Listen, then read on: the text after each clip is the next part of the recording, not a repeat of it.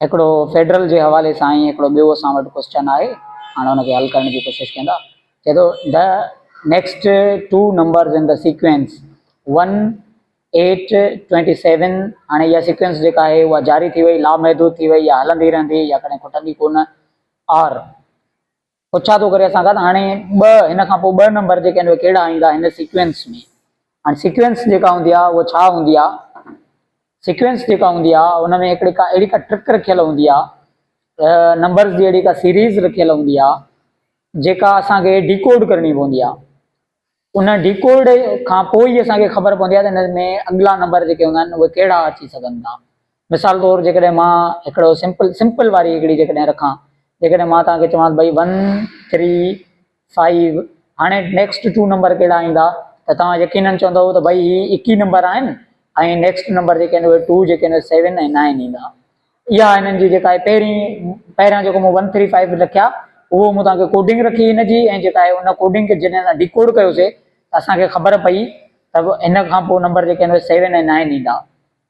अहिड़े हिसाब सां जेकॾहिं चवां त बाबा हिकिड़ी सीरीज़ आहे 1 खां नथी छॾे 2 3 5 7 11, त यकीनन तव्हां चवंदव त भई मुफ़रत अददनि जी जेका आहे उहा सीरीज़ आहे। सो इन जा जेका अॻिला नंबर हूंदा उहे भई 13 हूंदा, 17 हूंदा, त ईअं हूंदा।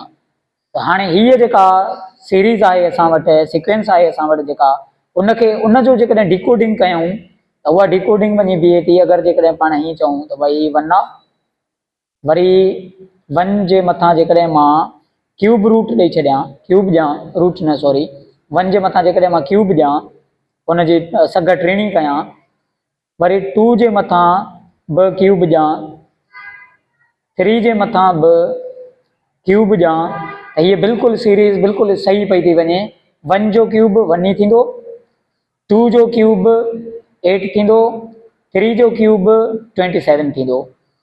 ऐं हाणे जेको आहे उहो नेक्स्ट जेका आहिनि असांखे 2 हिन में जेका आहिनि टर्म्स ॿुधाइणा आहिनि त उहे कहिड़ा थींदा। त हाणे हीअ हिनखे डिकोडिंग पाण करे वरितो आहे, त हाणे हिन खां पोइ जेको आहे उहो 4 जो क्यूब थींदो ऐं 5 जो क्यूब थींदो। 4 जो क्यूब जेकॾहिं असां कढूं त 4 मल्टीप्लाई बाय 4 मल्टीप्लाई बाय 4, 4 चौक थींदा आहिनि 16, 4 16 थींदो आहे 64। सो नेक्स्ट जेको आहे उहो हिन जो टर्म जेको थींदो उहो हिते थींदो 64। वरी जेकॾहिं 5 जो क्यूब कढूं, 5 मल्टीप्लाई बाय 5 मल्टीप्लाई बाय 5, हीअ थींदो 5 5 25 ऐं 5 25 125। सो नेक्स्ट जेके आहिनि उहे ॿई टर्म्स जेके आहिनि असां फाइंड आउट करे वरिता आहिनि। जिते बि MCQs में 64 ऐं 125 लिखियलु हुजे पाण उनखे जेको आहे उहो टिक कंदासीं। Thank U.